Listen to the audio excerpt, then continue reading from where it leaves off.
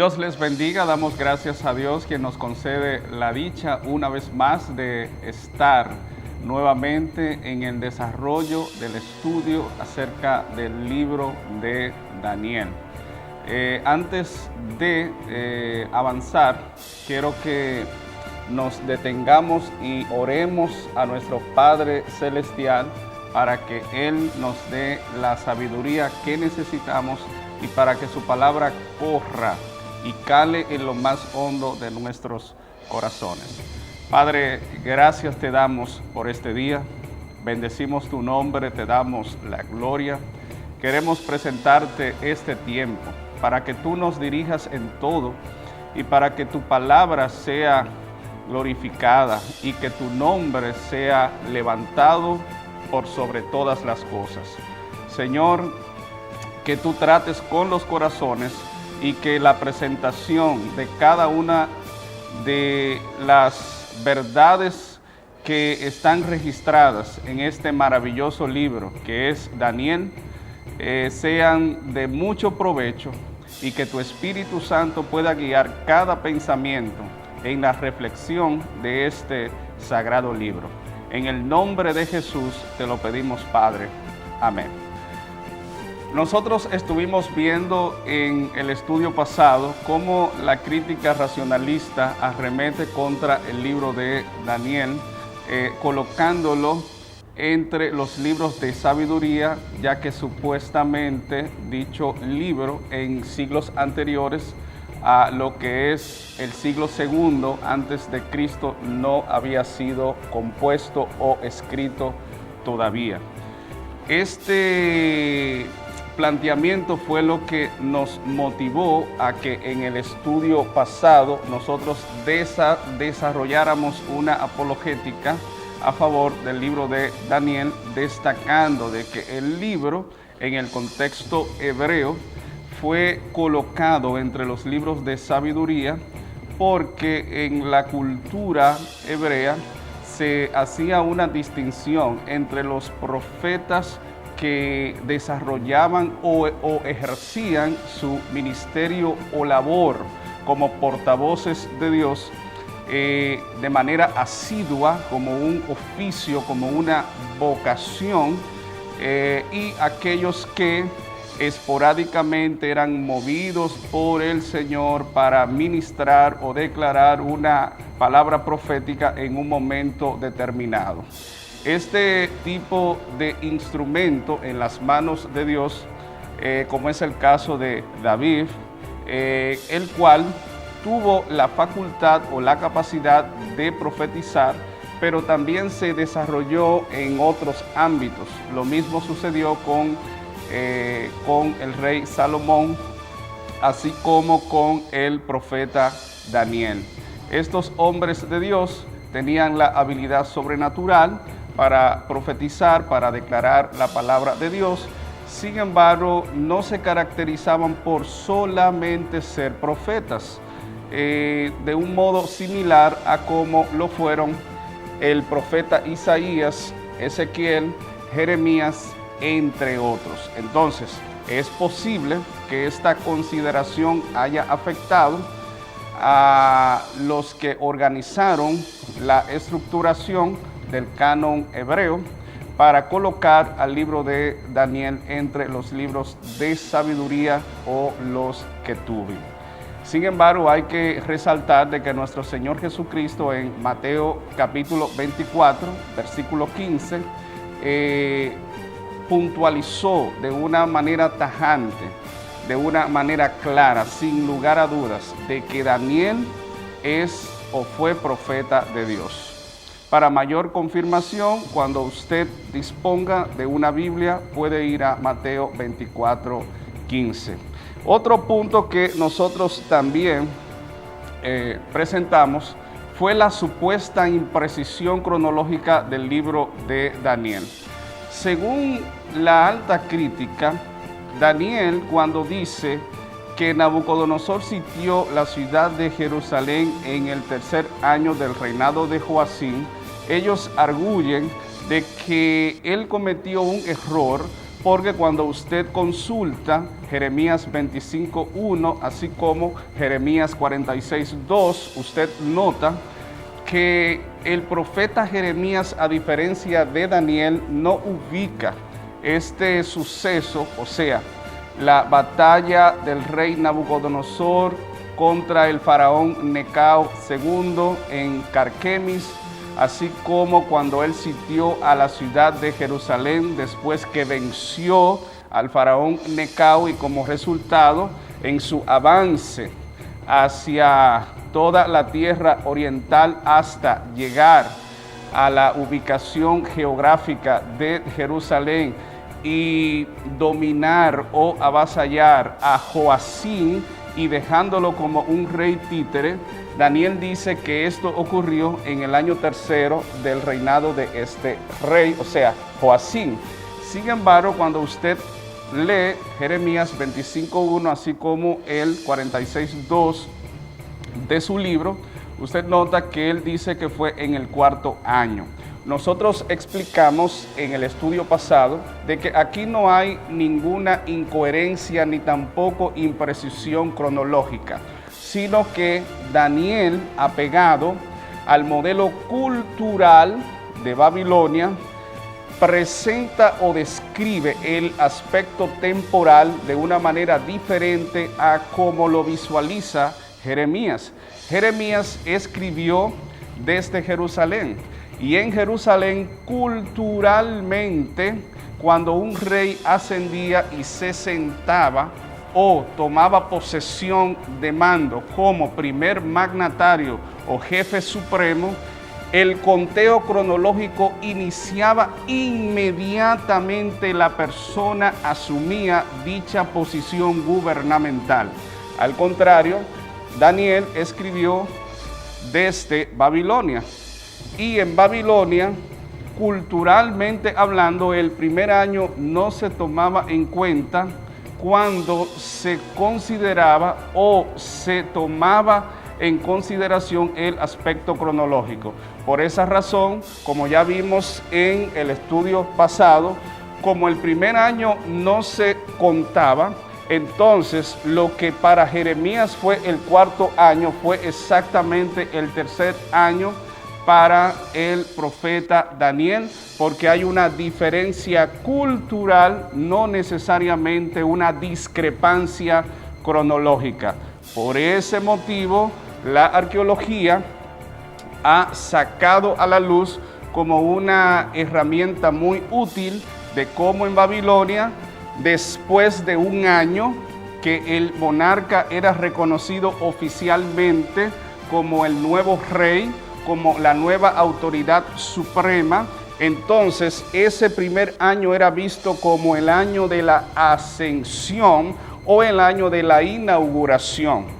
Por tal motivo, cuando Daniel escribe bajo este formato cultural babilonio, al decir que fue en el tercer año de Joacim, cuando Nabucodonosor sitió a Jerusalén, es exactamente lo mismo que dice Jeremías en el capítulo 25, versículo 1, así como en el 46:2, de que dicho evento había sucedido en el cuarto año de Joacim, porque en Jerusalén, como ya dije, el modelo era diferente al de Babilonia. En Babilonia, cuando el rey, aclaro, asumía el conteo cronológico, iniciaba pasado un año, pero en Jerusalén inmediatamente el rey era identificado como la nueva autoridad, entonces cronológicamente el conteo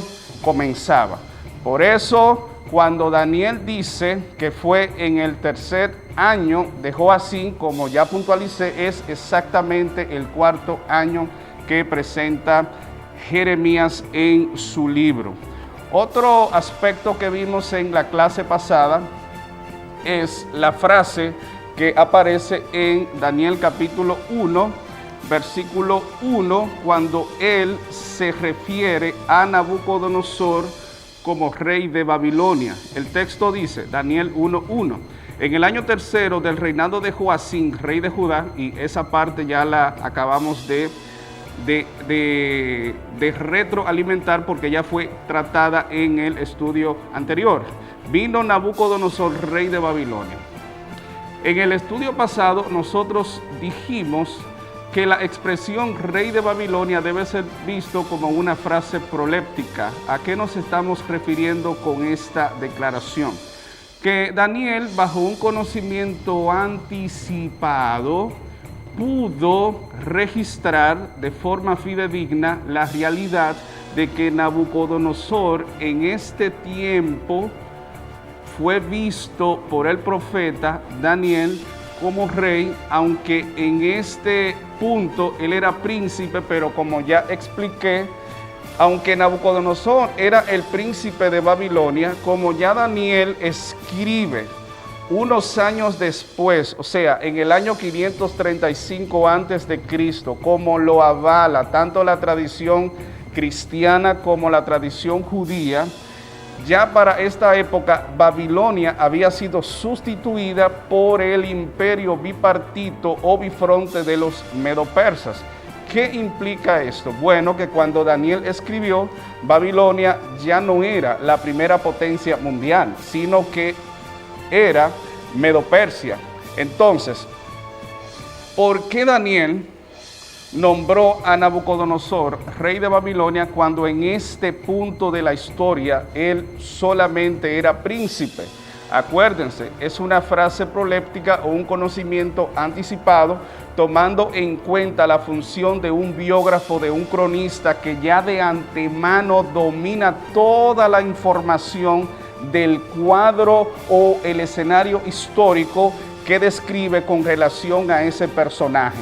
Cuando un biógrafo habla de la niñez de un presidente, de la niñez de un mandatario, sabemos que un mandatario no es una función que pueda ser desempeñada por un niño, ni mucho menos la función de rey en este sentido. Por lo tanto, cuando Daniel habla de Nabucodonosor como rey de Babilonia, repito, es una frase proléptica que habla de un conocimiento anticipado, porque Daniel no escribió su libro en el año 605 a.C. cuando esto aconteció.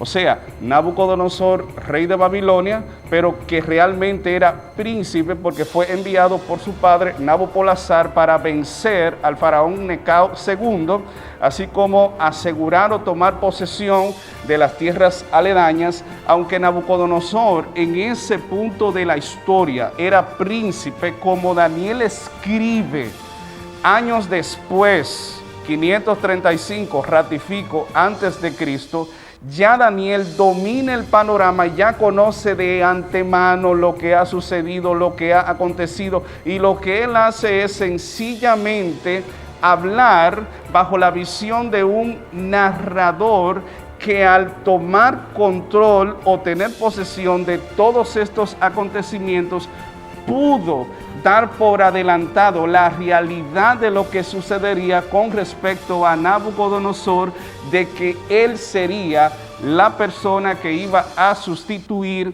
a su padre Nabopolassar para ser el nuevo rey de Babilonia. Entonces ahí vemos de que no hay ninguna contradicción entre Daniel y la historia. Otro punto que nosotros vimos en la clase pasada o en la disertación anterior fue que Daniel utiliza la palabra caldeo de manera polifacética o de manera polisémica. O sea, Daniel usa el término caldeo para referirse a una raza, a un pueblo, a una etnia, a una nación, pero también usa la palabra caldeo para aludir a lo que es un grupo de sabios, a una casta sacerdotal, a una élite, a un grupo de conocedores que tienen un dominio o un conocimiento anticipado acerca de la religión o el elemento cultural en un ambiente como es Babilonia. Entonces, si Daniel usa la palabra caldeo tanto para referirse a los sabios de Babilonia, y esto ya lo vimos en el estudio pasado, así como para referirse a un pueblo, a una etnia, a una nación, entonces implica que el contexto es lo que determina acerca de cuál es el sentido que Daniel le da a la palabra caldeo. Por consiguiente, Daniel no cometió ningún error cuando usó la palabra caldeo en un sentido para aludir a los sabios y en otro sentido para referirse a la nación de Babilonia en sentido general o global. Este es un repaso de lo que nosotros vimos rápidamente en la enseñanza pasada. Ahora vamos a ver otra acusación que la crítica racionalista lanza en contra del libro de Daniel. Según la alta crítica o el grupo de intelectuales que se han dedicado a la tarea de refutar o de desacreditar el libro de Daniel, ellos dicen que Daniel, cuando en el capítulo 3 de su libro, capítulo 3, versículos 2 y 3, cuando él usa la palabra sátrapas, aquí Daniel, dicen ellos, cometió un error y en ese tenor lo califican como una fuente anacrónica. ¿Y qué quiere decir la palabra anacrónica? Bueno, ellos tildan a Daniel de anacronismo. La palabra anacrónica o anacronismo, bueno, aná quiere decir contra y cronos viene de tiempo. Así que hablar de un anacronismo o de una fuente o concepto anacrónico se está refiriendo a una idea, a un ser u objeto que no pertenece a una época determinada. Supongamos que en la Edad Media aparezca una persona con un celular inteligente. Sabemos que esto es anacrónico. Lo mismo pasaría que en la actualidad una persona intente hacer las cosas utilizando una metodología arcaica que se remonte a la era antigua. Inmediatamente uno diría, eso está fuera de tiempo. Entonces, ese es el enfoque que la crítica racionalista aplica al libro de Daniel cuando lo califica o lo tilda de anacrónico. De forma directa, ¿cuál es la intención de la crítica cuando describe a Daniel sobre la base del capítulo 3, versículos 2 y 3, de ser una composición anacrónica? Sigamos hurgando. Daniel capítulo 3, versículos 2 y 3 dicen lo siguiente: y envió el rey Nabucodonosor a que se reuniesen los sátrapas, los magistrados y capitanes, oidores, tesoreros, consejeros, jueces y todos los gobernadores de las provincias para que viniesen a la dedicación de la estatua que el rey Nabucodonosor había levantado. Prácticamente el versículo 3 es una réplica de lo que se dice en el versículo 2. El argumento de la crítica es el siguiente. Ellos dicen que Daniel emplea un vocabulario persa, o sea, hace uso de palabras de otra cultura para describir o presentar un escenario tan distinto como es el caso de la cultura babilónica. Por un lado está la cultura persa y la cultura babilónica. En Daniel 3 no nos encontramos bajo el emporio o el ambiente de la cultura medo-persa, porque los persas todavía no habían conquistado a Babilonia, sino que Daniel 3 nos está presentando lo que es un escenario donde lo que permea es la cultura babilónica y su política. ¿Quién es el rey en Daniel capítulo 3? Nabucodonosor.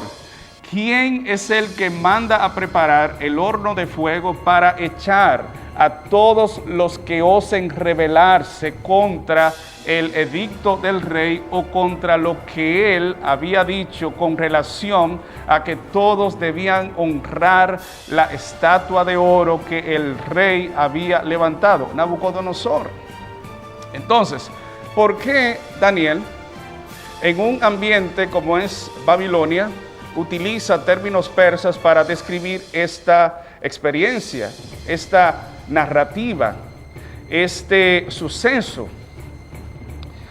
Inmediatamente deducen de que aquí hay una cuestión anacrónica. Acuérdense que la palabra anacrónica tiene que ver con ubicar una idea, un ser u objeto en una época o un tiempo que no le corresponde. Acuérdense, aná quiere decir contra y cronos significa tiempo, así que contratiempo, una realidad que no pertenece a un tiempo determinado. ¿Por qué, si todavía los persas en el capítulo 3 del libro de Daniel no tenían el control de Babilonia, por qué Daniel utiliza un vocabulario persa para referirse a ciertos puestos políticos en el reinado de Nabucodonosor? Ajá, dice la crítica, esto sencillamente apunta a que Daniel es una fuente que se encuentra fuera de contexto, o sea, es anacrónica, porque estamos en un ambiente babilónico, no en un contexto persa, porque Daniel emplea términos persas con relación a ciertos puestos gubernamentales en un contexto babilónico. Esa es la razón por la que la crítica racionalista arremete inmediatamente contra la veracidad del libro de Daniel, calificándolo de esta forma tan peyorativa. Lo que ocurre, estimados hermanos, es que Daniel escribió su libro, como ya dije, en el año 535 antes de Cristo. ¿Qué implica esta realidad? Que cuando Daniel escribió su libro, ya la cultura babilónica, junto a su apogeo, había sido reducido y reemplazado por una nueva cultura que fue incluso hasta más influyente en ese sentido que la cultura babilónica. Por lo tanto, cuando Daniel escribió el libro que lleva su nombre, ya el imperio medo-persa había sustituido y desplazado a Babilonia. Entonces, como ya el vocabulario babilónico no se empleaba con la misma extensión o no se empleaba partiendo de una costumbre, sino que había surgido una nueva autoridad, un nuevo imperio, el vocabulario o el repertorio que influye en el empleo de esta nueva cultura no son las palabras netamente babilónicas, sino la cultura con los conceptos y las palabras de los medo-persas. Por esa razón, como Daniel escribió después que el imperio babilónico había pasado a la historia y había sido sustituido por un nuevo imperio, o sea, los medo-persas, cuando Daniel registró su libro, no lo escribió, como ya dije, durante la época de los babilonios, sino durante la época de los persas. Esto influye en lo siguiente. Ustedes saben que es común en la evolución de las lenguas e incluso de las culturas que los hablantes en el ejercicio de la misma decidan abandonar ciertos términos, ciertas palabras y que con el tiempo, por causa del desuso, se conviertan en arcaísmos, o sea, fósiles lingüísticos, palabras que ya dejan de utilizarse. Como los medo-persas representan la nueva cultura en su apogeo, en su mayor gloria, y Daniel escribió durante la época de los persas, o sea, cuando ya Babilonia es historia.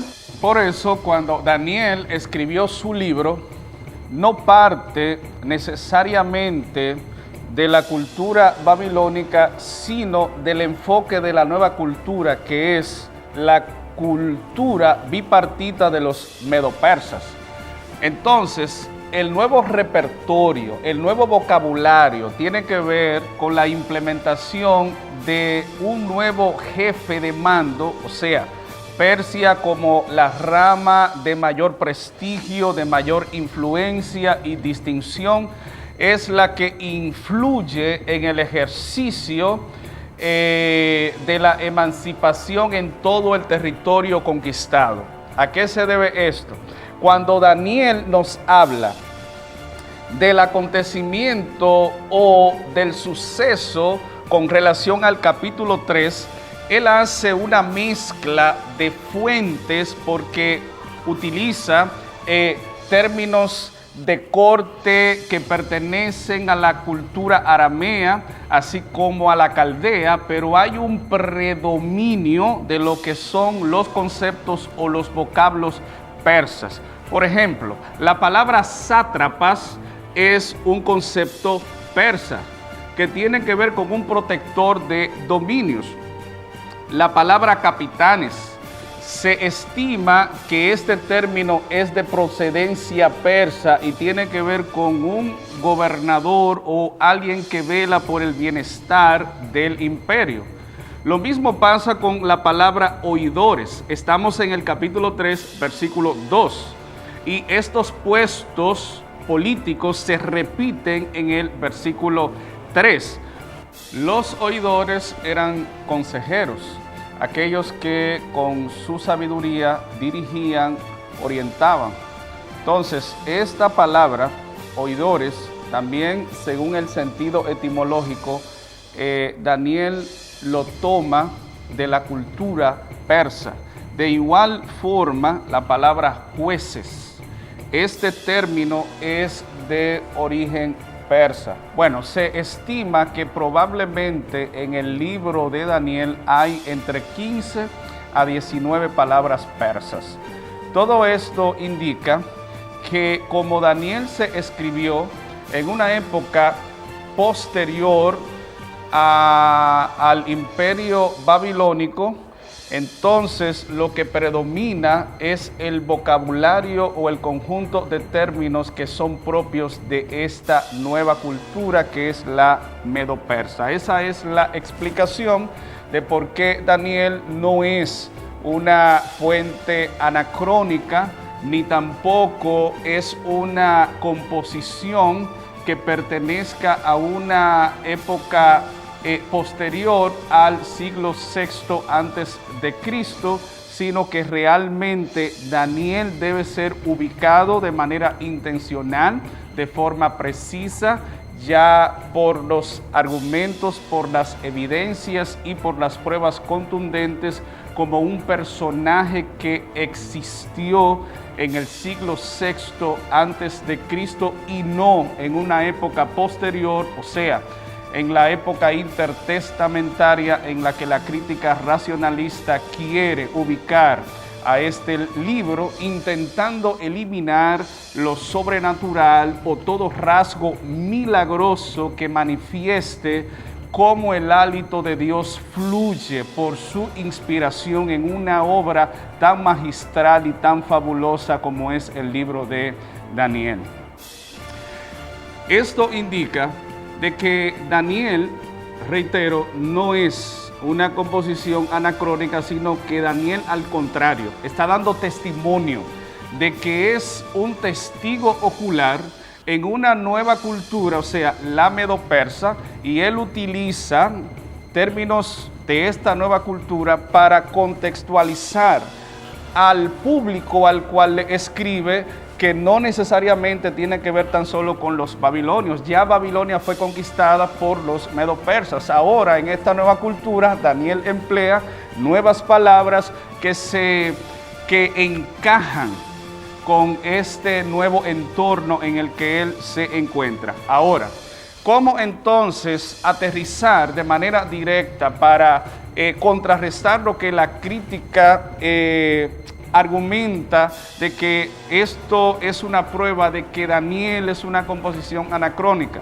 Lo siguiente: Daniel no es anacrónico, sino que como Daniel escribió, acuérdense que ya lo he dicho varias veces, en el año 535, ¿quién estaba en pleno apogeo, en la posición de mayor gloria, de mayor preeminencia y de mayor influencia? ¿Babilonia o Medo-Persia? Los Medo-Persas. Por lo que ya Babilonia había sido colocada en una posición inferior y ahora los nuevos integrantes, las naciones o los pueblos que habían surgido bajo la sombra de lo que es la gloria de Persia, ahora ellos adoptan una nueva cosmovisión o una mentalidad para ser expuesto ante nuevas realidades. Esa es la razón por la que Daniel utiliza un vocabulario perteneciente a la nueva cultura que es la medo-persa. También esto es otra evidencia de mucho peso contra la crítica racionalista. Fíjense que su argumento prácticamente se constituye en su contraargumentación. ¿Por qué?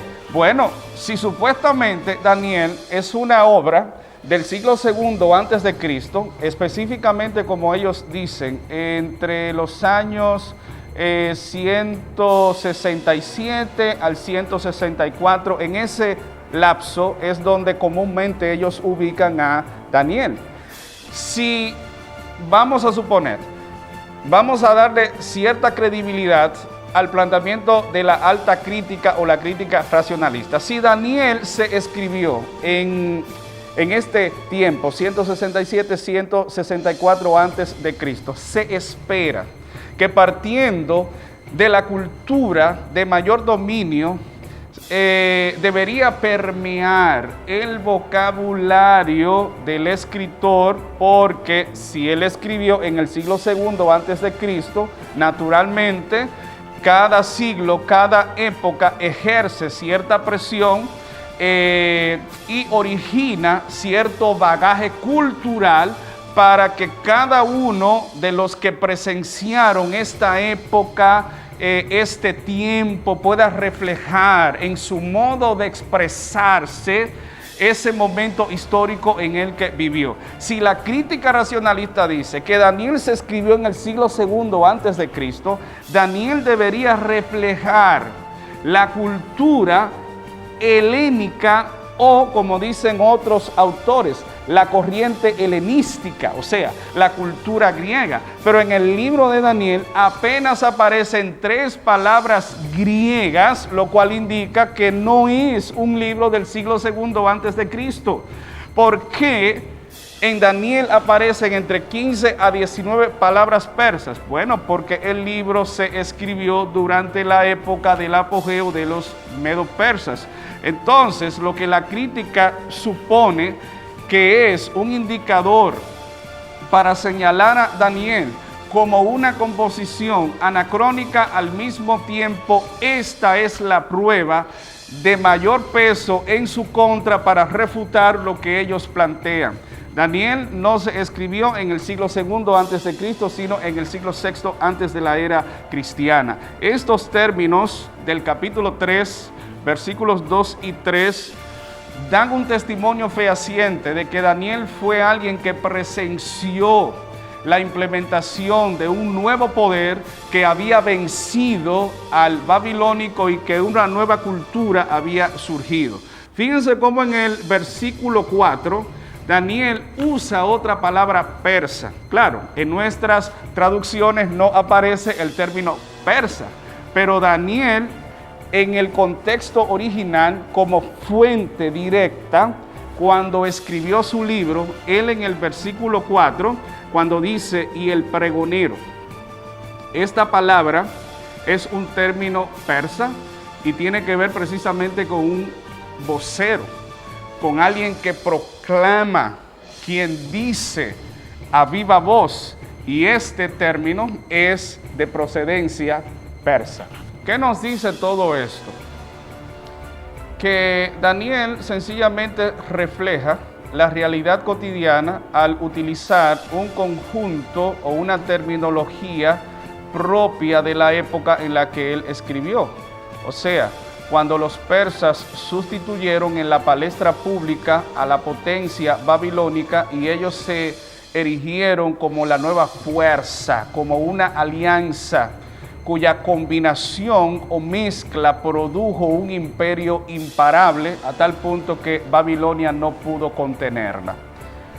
Estas evidencias apuntan a la fidelidad histórica del libro de Daniel y las acusaciones de la crítica racionalista no son más que supuestos o planteamientos que no poseen un fundamento sólido, porque Daniel puede aguantar cualquier ataque independientemente el calibre, porque su fundamento es sobrenatural y esto ha sido demostrado de una forma u otra por medio precisamente de las evidencias que avalan su carácter como historiador, como cronólogo, como historiador, así como profeta o portador de la palabra del Señor.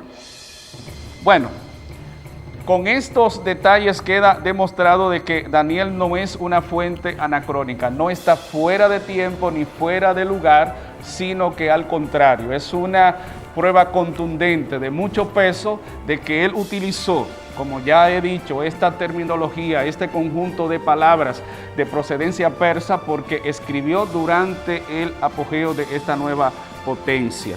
Y lo que él hizo fue registrar estos sucesos históricos en un tiempo posterior después de sucedido. Bueno, otro punto donde la crítica lanza sus acusaciones contra el libro de Daniel es el tema de Belsasar. La crítica en un ataque combina cuatro. Repito, la crítica en un ataque combina cuatro. Este es otro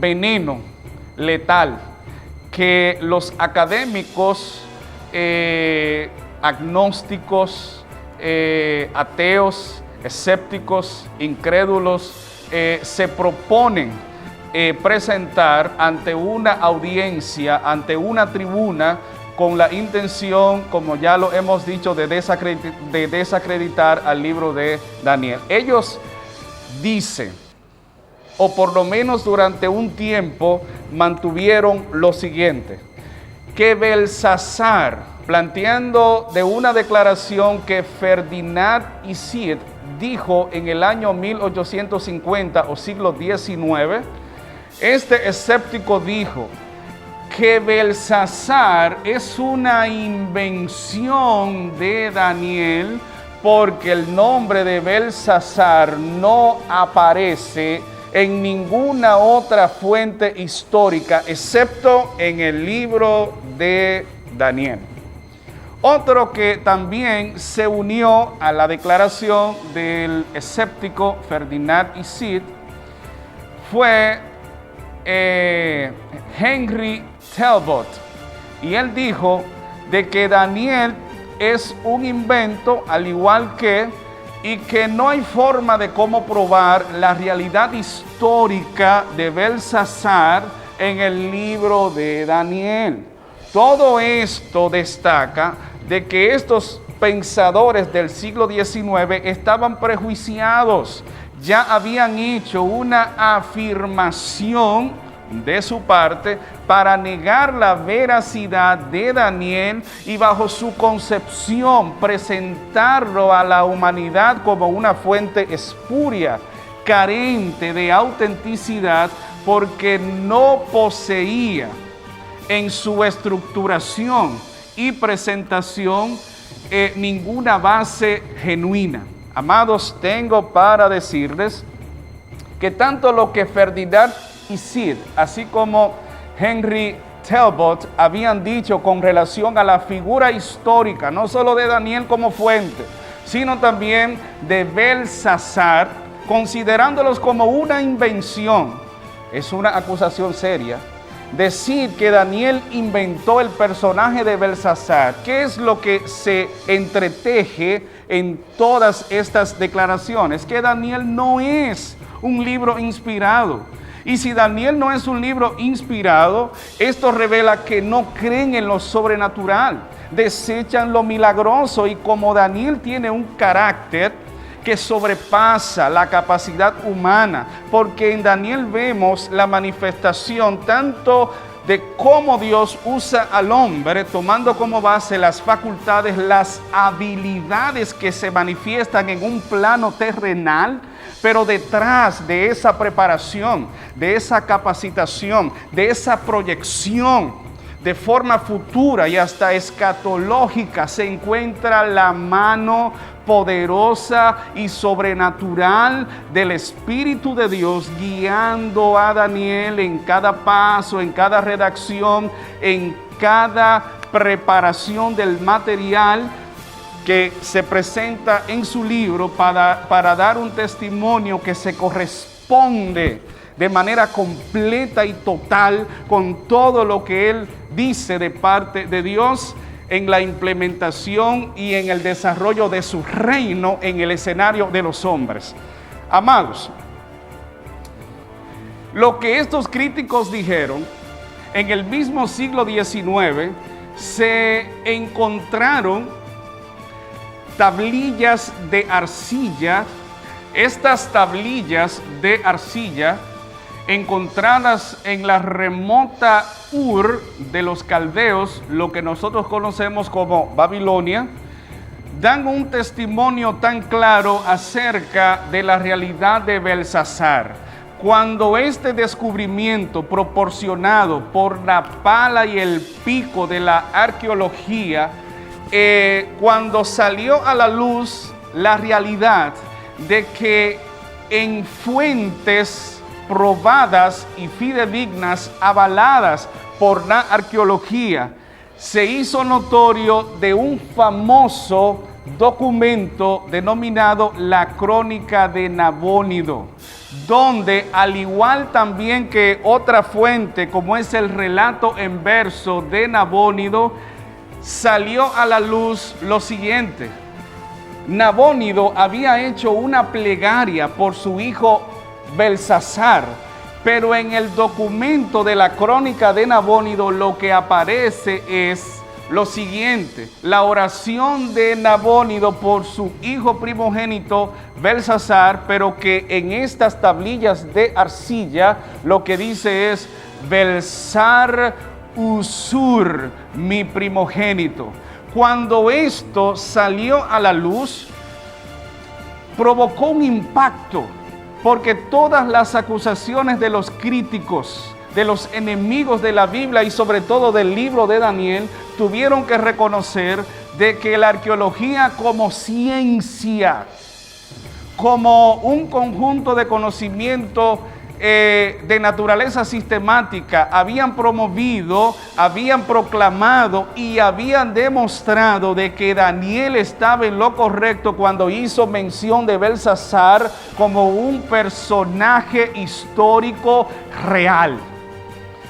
Claro, la crítica durante un tiempo se silenció, y en el caso incluso de Henry Talbot, el cual se alió con el planteamiento de Ferdinand y Sid de ver a Daniel como una invención de ese supuesto escritor llamado Daniel.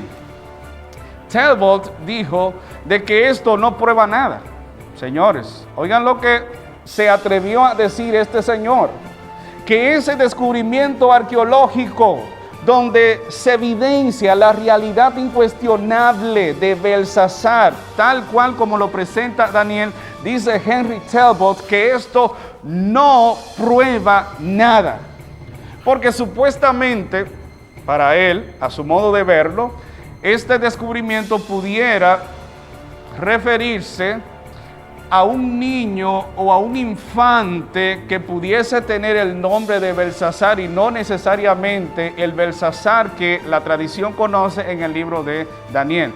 Para sorpresa de ese escéptico pensador, Henry Talbot, al año próximo de su declaración, la arqueología, y yo diría que la mano de Dios guió a estos expertos para que en su providencia misericordiosa, soberana y sagrada pudieran desentrañar más tablillas de arcilla y que a través de estas nuevas informaciones la boca del supuesto león o dragón que intentaba lanzar fuego contra la naturaleza del libro de Daniel fuese apagada, sellada y definitivamente colocada en el baúl de los recuerdos, pero en un recuerdo muy remoto que ya nadie hace mención de esa imprudente acusación con la que este crítico se refirió a Daniel. Bueno, la arqueología sacó a la superficie de que este Belsasar no solo tenía secretarios, oigan bien, secretarios, y tenía un extenso grupo de servidores que la fuente denomina como servidumbres, junto a otros detalles de índole política, bajo un ambiente en el que predominaba la burocracia que es propia de un reino o de un imperio o de un gobernador que implementa una dinámica de gobierno para ejercer autoridad sobre el territorio gobernado. Esto inmediatamente, como ya dije, cayó a Henry Talbot y puso en evidencia de que Daniel es una fuente fidedigna, es una fuente exacta. Otro detalle, que la crítica racionalista, porque yo les dije que es un argumento que se reparte en cuatro. El primer punto es de que para ellos Belsasar no existía. El segundo punto tiene que ver de que para ellos Daniel no fue rey de Babilonia. Y para que vayan tomando nota de los puntos que siguen, si el segundo punto, como ya mencioné, tiene que ver que que Belsasar para ellos no fue rey de Babilonia, entonces, dándole extensión a esa teoría, por sentido común, si Belsasar no fue rey de Babilonia, implicaría por lógica de que tampoco, si no fue rey de Babilonia, debe ser visto como el último rey de Babilonia. A esto se suma, y es el cuarto punto en este ataque que la crítica lanza contra el libro de Daniel, de que el profeta de Dios cometió otro error cuando él llama a Belsasar en el capítulo 5 de su libro como hijo de Nabucodonosor. Y vamos a ir rápidamente viendo estas acusaciones. Bueno, ya refutamos el punto 1 de que supuestamente Belsasar no existía. Ya la ciencia ha demostrado su carácter verídico de que es un personaje que existió y que Daniel en el siglo VI antes de la era cristiana, antes de todos los descubrimientos y de todas las evidencias, había dado como un hecho irrefutable. Incluso Belsasar había sido omitido por los tres grandes historiadores clásicos. Estamos hablando de Heródoto, quien es visto como el padre de la historia, se suma Jenofonte y Beroso. Estos tres historiadores no hicieron mención de Belsasar, por eso los críticos del siglo XVIII, así como del siglo XIX, tenían esa noción con respecto al libro de Daniel, pero Dios sencillamente utilizó la arqueología, como ya destaqué, para callar la boca de estos prevaricadores. En la segunda acusación de este argumento que la crítica racionalista establece, de que Belsasar no fue rey de Babilonia, fíjense cómo las dos fuentes que ya cité que la arqueología ha presentado como evidencias incuestionables acerca del tiempo o la época de Daniel. Daniel dice en el capítulo 5 de su libro que Belsasar fue rey de Babilonia. Los críticos dicen que no, pero la arqueología a través de la crónica de Nabónido, así como el texto que se denomina como el relato en verso acerca de Nabónido, estos textos que se toman como punto de referencia, no necesariamente para avalar o para alimentar nuestra fe, porque hay que establecer esta distinción. Nosotros debemos creer en la palabra de Dios independientemente de que la ciencia provea evidencias o no. El texto sagrado para el creyente, para el que ha puesto su confianza en el Señor, debe ser un texto incuestionable, debe ser un texto infalible porque es la palabra de Dios. Ahora, que Dios quiera usar en su providencia, en su soberanía, las distintas disciplinas o los distintos saberes de la ciencia en su manifestación y revelación es otra cosa. Por eso resalto, yo creo en la palabra de Dios independientemente de lo que la ciencia pueda proporcionar, porque la ciencia es cambiante, la palabra de Dios es estable, es fija, es permanente, como lo dice Isaías 48, se seca la hierba, se marchita la flor, mas la palabra del Dios nuestro permanece para siempre. Sin embargo, sería prudente considerar cómo Dios ha usado a la arqueología en esta parte. Bueno, en las dos fuentes que ya mencioné, fíjense que se dice en el relato en verso de Nabónido, en estas tablillas encontradas se dice que Nabónido frecuentaba salir de Babilonia hacia un lugar que se encontraba en Arabia, llamada Teima. Hay otras fuentes que en vez de Teima dicen Tema, pero sea Tema o Teima, el caso es el siguiente. Nabónido, también resalto, hay fuentes que no dicen Nabónido, sino Nabonido. Si usted encuentra Nabonido o Nabónido, no hay ningún problema. Es una cuestión de usar la tilde o no. Nabónido o Nabonido. Yo prefiero Nabónido.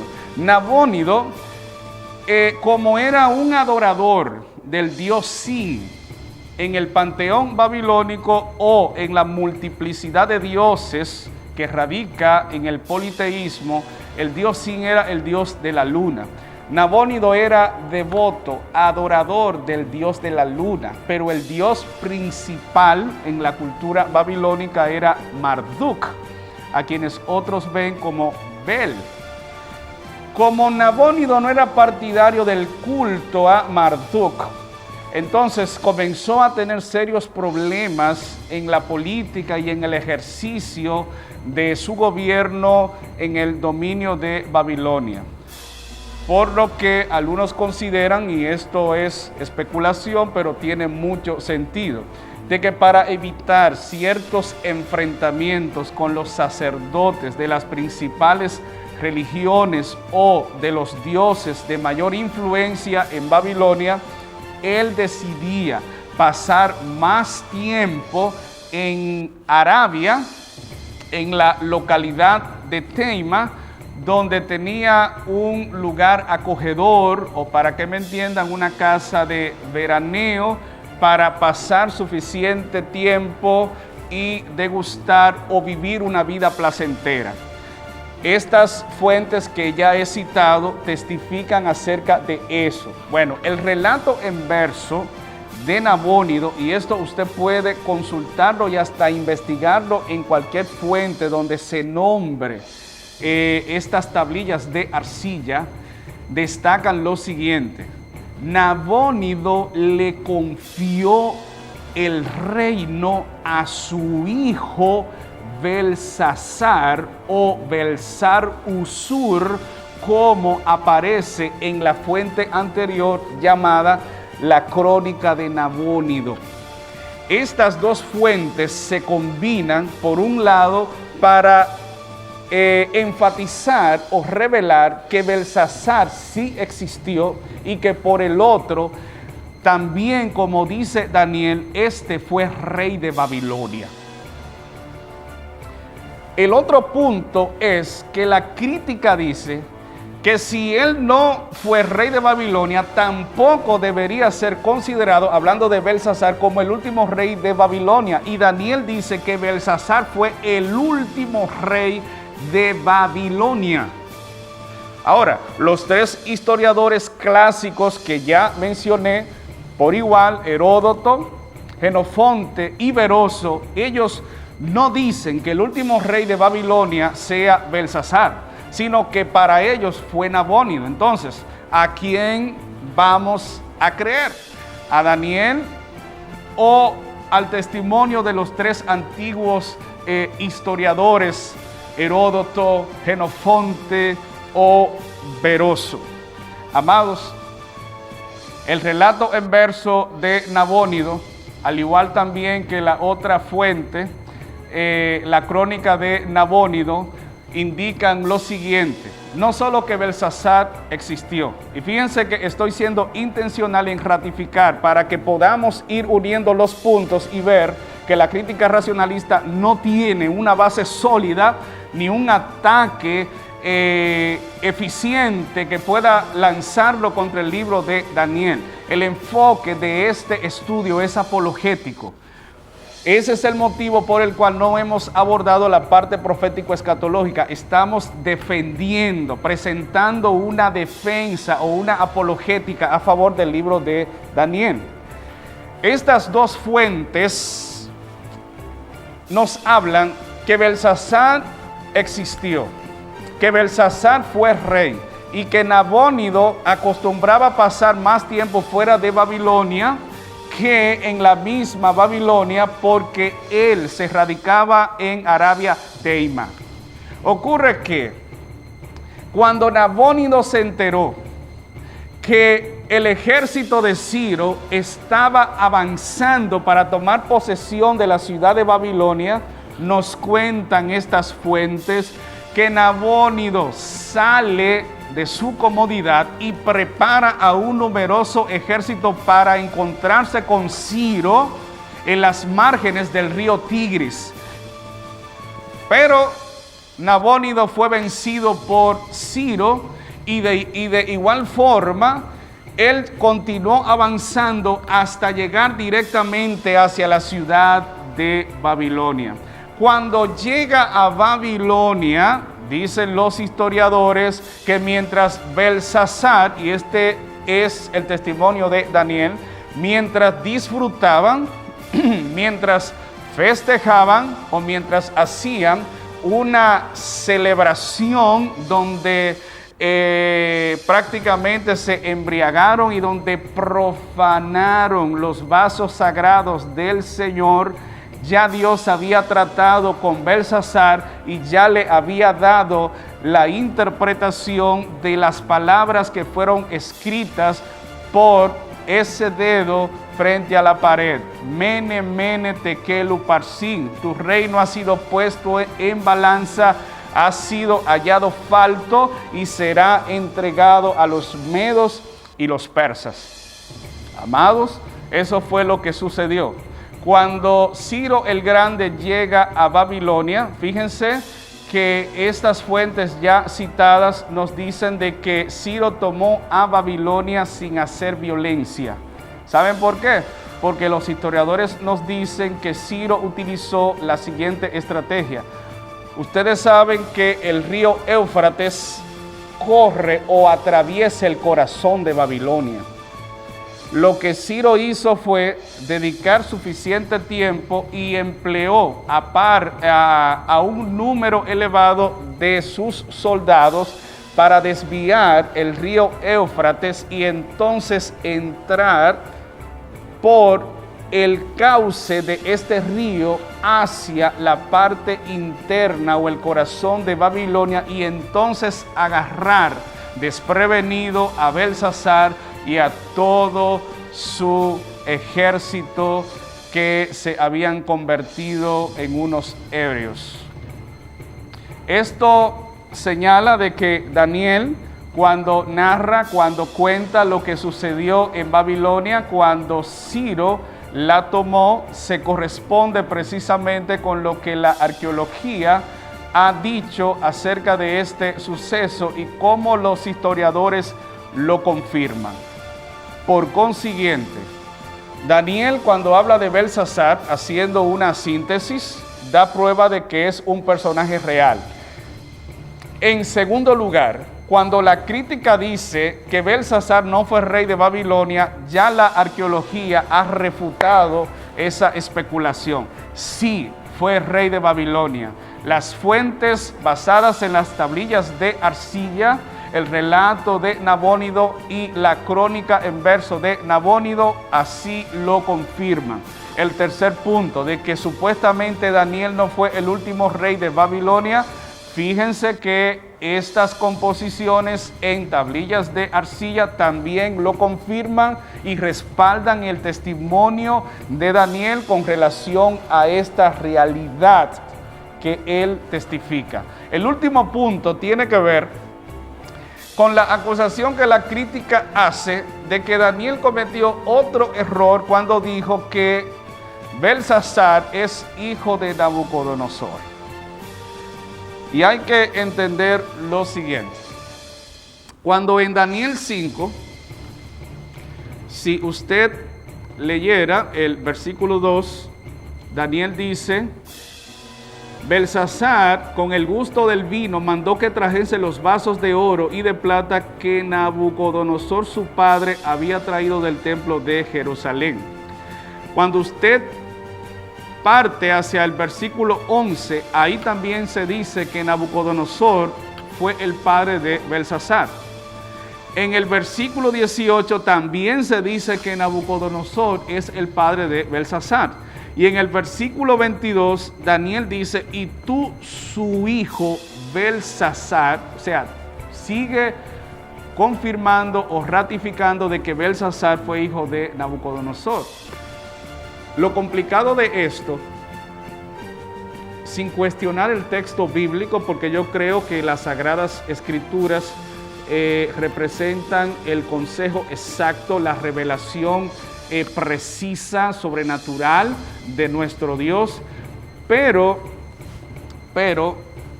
Belsasar, de manera biológica, no era hijo de Nabucodonosor, era un descendiente de Nabucodonosor. Ahora, ¿quiere esto decir que la Biblia erró? De ninguna manera. Vamos a explicar cuál es el sentido de todo esto. Nótese, en la cultura oriental es común relacionar al rey que se encontraba sentado en el trono en tiempo real, tiempo actual, con el rey de mayor prestigio o de mayor gloria en representación de ese imperio o reino. Por lo que cuando Daniel dice que Belsasar era hijo de Nabucodonosor, por un lado lo que quiere es agregarle gloria, honor, prestigio a la figura regia de Belsasar. Por el otro, hay que entender lo siguiente. Nabucodonosor gobernó desde el año 605 al 562 a.C., aproximadamente entre 43 y 44 años de reinado. Luego fue sustituido por Evil-Merodach, quien gobernó desde el año 562 al 560 a.C. Este fue brutalmente asesinado por Neriglissar, su cuñado, y Neriglissar gobernó durante 4 años, desde el 560 al 556. A Neriglissar le siguió Labasi-Marduk, el cual duró unos 4 a 9 meses según la fuente que usted consulte. Después llega la figura que hemos estado mencionando una y otra vez, me estoy refiriendo a Nabónido. Los historiadores dicen que Nabónido fue respaldado por la aristocracia, por la clase pudiente, para arrebatarle el reino al enclenque o falto de firmeza de Labasi Marduk, el cual había sustituido a Neriglissar. Nabónido, cuando asume la posición de rey, se casó con la hija de Nabucodonosor y con la hija del rey más famoso, de mayor renombre o prestigio de la dinastía babilónica, tuvo a Belsasar.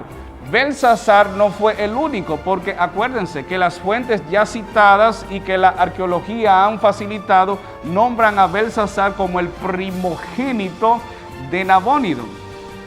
Por consiguiente, si Nabónido se casó o se unió con la hija de Nabucodonosor y tuvo un hijo con ella, esto quiere decir que Belsasar no era hijo de Nabucodonosor, pero sí era descendiente de Nabucodonosor.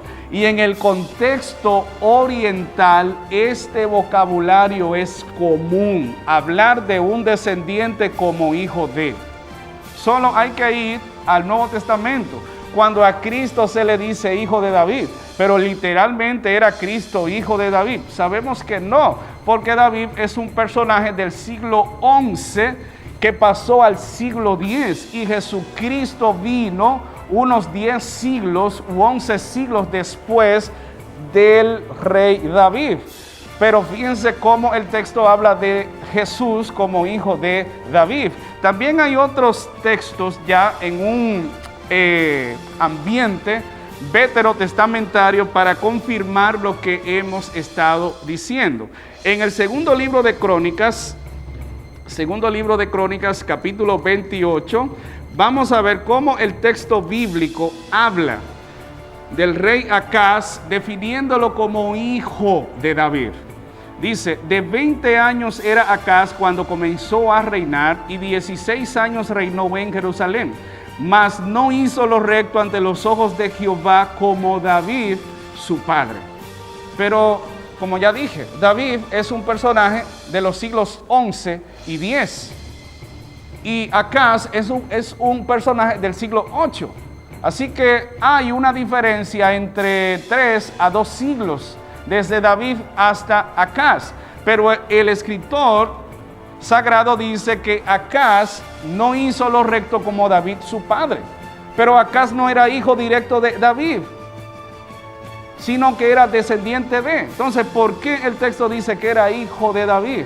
Lo mismo, vayamos al capítulo 34 de ese mismo libro de Crónicas, segundo libro de Crónicas. Dice, de 8 años era Josías cuando comenzó a reinar, y 31 años reinó en Jerusalén. Versículo 2. Este hizo lo recto ante los ojos de Jehová y anduvo en los caminos de David su padre. Pero Josías era del siglo VII, o sea, todavía más distante que Acaz. Siglo VII, David siglo XI, o sea, postrimería del siglo XI y pleno siglo X. ¿Cuál es el contexto? ¿Cuál es el entorno? ¿Cuál es el sentido cuando Daniel dice que Belsasar era hijo de Nabucodonosor? El mismo enfoque que tiene en las citas ya leídas. Cuando Daniel habla de Belsasar como hijo de Nabucodonosor, sencillamente está haciendo un uso legítimo, tanto histórica como culturalmente, para destacar que Belsasar era descendiente de Nabucodonosor. Ahora, quiero que pasemos hacia otro punto en el que de forma similar se ha dado una polémica muy acalorada y que mucha tinta se ha agotado en el proceso de desentrañar directamente quién fue Darío el Medo. Entre los estudiosos hay diversas teorías. Por ejemplo, hay quienes consideran que Darío el Medo es el mismo Ciro el Grande. Otros dicen que Darío el Medo es el hijo de Ciro, llamado Cambises. Otros sostienen de que fue Gobrias, quien fue un general de Ciro. Otros especulan de que fue Gobrias, quien es visto como un comandante por igual de Ciro. Otros proponen de que Gobrias y Gubaru realmente son la misma persona. Otros también proponen de que Darío el Medo es un tal Astiages, quien fue padre o abuelo de Ciro. Por último está la postura del historiador judío Flavio Josefo, quien considera de que Darío el Medo fue Ciaxares el Medo. Cada una de estas propuestas solo son lo que he dicho, propuestas, solo son planteamientos, solo son opciones, porque francamente no disponemos de un número de fuentes que nos permitan identificar de manera clara, de forma precisa, quién fue Darío el Medo. Nótese que no estamos poniendo en tela de juicio lo que Daniel dice. Si Daniel habló de Darío el Medo fue un personaje real.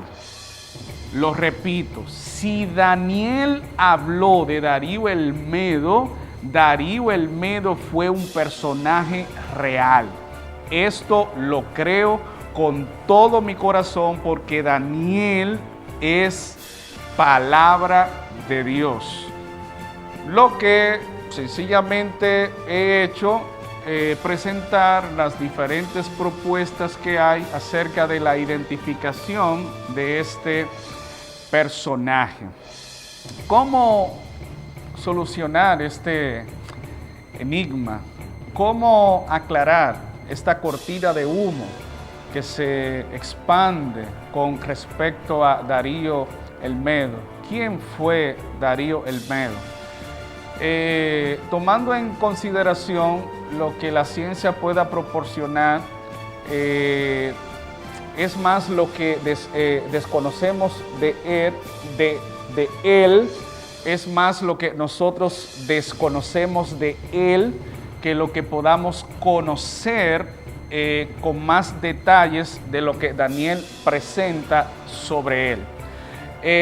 Incuestionablemente, Darío el Medo fue rey de Babilonia, tal cual como Daniel en el capítulo 6 así lo presenta. Ahora, Darío el Medo fue Cambises, Darío el Medo fue Ciro, Darío el Medo fue Gobrias, Darío el Medo fue Gubaru. Darío el Medo o Gobrias y Gubaru son la misma persona. Fue Astiages, fue Ciaxares, en fin, ¿quién fue? Hay que tomar en consideración que Darío el Medo no es el mismo que Darío I o Darío Istapis, el cual gobernó desde el año 522 hasta el año 486 a.C. Tampoco debe ser confundido con Darío II. Darío II reinó desde el año 422 al año 405 antes de la era cristiana. Mucho menos debe ser confundido con Darío III. Darío III fue el último rey persa. Este fue aquel rey que batalló contra Alejandro Magno y fue vencido de una manera aplastante por la figura imponente de este cuerno sobresaliente que venía de Occidente y que atacó con fuerza e ímpetu la potencia oriental, a tal punto de como lo presenta Daniel capítulo 8, ese macho cabrío quebró al carnero que representa o simboliza a la alianza bipartita de los medo-persas. Con la derrota de Darío III, Alejandro Magno se erigió como la nueva potencia, pero fíjense, estamos hablando del establecimiento del imperio greco-macedónico bajo la figura del joven, del sabio, del estratega, aquel que fue instruido a los pies del reconocido maestro Aristóteles. Él incluso dijo: Aristóteles me dio más que mi padre. Mi padre me entregó un reino, pero Aristóteles, mi maestro, el filósofo, me enseñó a cómo gobernarlo. Y esto me hace recordar cómo Salomón pidió sabiduría cuando fue colocado en una posición de mayor influencia para dirigir el pueblo de Dios. Necesitamos sabiduría. Pero retomamos el caso de Darío el Medo. Si no es Darío I, ni Darío II, ni Darío III, ¿quién definitivamente fue Darío el Medo? Bueno, Darío el Medo, como dice Daniel, fue Darío el Medo. Pero los investigadores, incluso hasta los teólogos conservadores, proponen, y aquí debemos ser equilibrados, balanceados, para no inclinar mucho la balanza hacia la especulación, pero tampoco hacia el escepticismo. O sea, seríamos partidarios de la crítica racionalista. Por eso apelo a una consideración balanceada, sabia, equitativa, para abordar la realidad de Darío el Medo. Darío el Medo, los conservadores consideran que podría ser Gobrias o que podría ser Guvaru. Tanto Gobrias como Guvaru, o siendo la misma persona, porque entre los estudiosos no se ponen de acuerdo, el punto de referencia es el siguiente. Era una costumbre entre los reyes orientales que al asumir una posición regia se cambiasen el nombre. Esto era propio en Egipto, era propio incluso hasta con algunos casos en la tierra de Mesopotamia. También se implementó dentro de la cultura hebrea, y es probable de que en este caso se haya dado la misma situación, de que Darío el Medo haya sido uno de los personajes mencionados, pero que decidió cambiarse el nombre al asumir o tomar esta nueva posición de mando. Ahora, ¿qué es lo que propone la posición o la postura de la sana doctrina, o aquella que, siendo conservadora, busca mantener la sobriedad en medio de la investigación? Tenemos el testimonio de buenos autores, como es el caso de Samuel Vila, en su libro de Apologética, él abordando específicamente esta problemática. Se suma a lo que nos dice el reconocido escritor Evisele Carballosa, así como otros que mantienen la misma línea de pensamiento, de que incuestionablemente Darío el Medo fue un rey que representó a Ciro el Grande en Babilonia. Ciro el Grande y Darío el Medo no necesariamente eran la misma persona. Ciro era el emperador, en cambio Darío el Medo era un representante en calidad de rey, como la influencia de Ciro desplegando los tentáculos de su autoridad, el cual se había expandido hacia diversas tierras. Esto implica que Darío el Medo no poseía independencia regia, sino que era rey, tenía autoridad, gobernaba, pero supeditado o subordinado a la autoridad imperial de Ciro el Grande. Todo esto se reduce a sencillamente considerar cómo Daniel en el capítulo 1, versículo 21 de su libro, él dice: y continuó Daniel hasta el año primero del rey Ciro. Cuando usted va a Daniel capítulo 6, versículo 28, vamos a ver cómo aparecen de manera simultánea tanto Darío el Medo como Ciro el Grande. El texto dice: y Daniel prosperó durante el reinado de Darío y durante el reinado de Ciro el Persa. Por ende, Darío el Medo debe ser visto como una autoridad que se encontraba bajo la sombra del emperador Ciro el Persa, porque sabemos que aunque históricamente Ciro fue quien comandó, fue quien dirigió la conquista de Babilonia, hay testimonios en los anales históricos que confirman de que durante el primer año Ciro no se detuvo directamente a gobernar Babilonia. Entonces, si no lo hizo, lo que Daniel enseña se corresponde con esta realidad. Porque como ya dije, Ciro continuó expandiéndose, trabajando, luchando, derrotando otros reyes, doblegando a otras naciones. Y mientras eso sucedía, no dejó a Babilonia desprovista de un gobernante o de un rey. Hay que considerar que esto era común, no solo la corregencia, sino también que una persona en representación de una fuerza mayor estuviera a nombre de. Tenemos el caso del rey Agripa.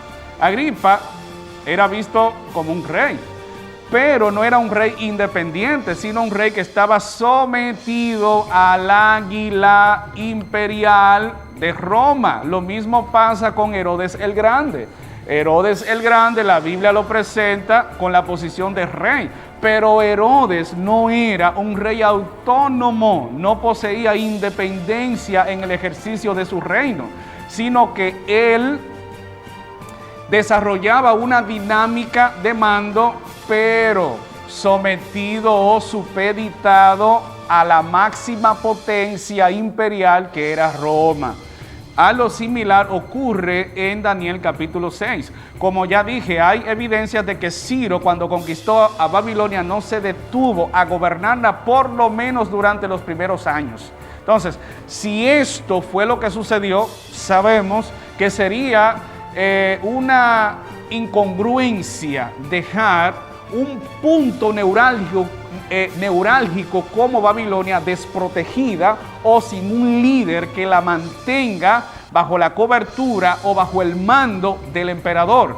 Entonces, ahí encaja perfectamente lo que dice Daniel, que Darío el Medo fue hecho o es el rey de Babilonia y que él la gobernó, la dirigió a tal punto de que Ciro le dio tanta autoridad que incluso implementó una dinámica para separar en satrapías o en sectores donde gobernantes específicos pudieran hacer un mejor trabajo. Esto da evidencia, como dice el versículo 28 del capítulo 6 que ya leímos, que Daniel prosperó durante el tiempo que gobernó Darío el Medo y, claro, por implicación, subordinado a la autoridad de Ciro el Grande, así como durante el tiempo cuando Ciro el Grande asumió directamente el gobierno o la dirección directa, sin intermediarios, de la ciudad de Babilonia. Amados, esperamos en el Señor que estas explicaciones hayan sido de bendición y de edificación, y que veamos que la palabra de Dios es veraz y que es poderosa, es infalible, sobrenatural, porque es inspirada. Oremos. Padre, gracias por este tiempo que hemos tenido. Gracias por el estudio de tu palabra. Señor, ayúdanos a cada día presentar defensa con mansedumbre, tal cual como lo dice 1 de Pedro 3:15, ante todo aquel que demande alguna razón de nuestra fe. Señor, ayúdanos a que hagamos esto con mansedumbre, con humildad, y que presentemos de una manera respetuosa y educada el conocimiento de tu palabra, y en el momento de defenderla bajo la sabiduría celestial, tú nos concedas, Señor, la dicha de traer salvación en tu nombre ante todo aquel que se haya constituido en enemigo de la verdad. Señor, concede arrepentimiento. En el nombre de Jesús, sigue fluyendo a través del análisis y la apologética del estudio del libro de Daniel. En el nombre de Cristo te lo pedimos, Padre. Amén. Dios les bendiga.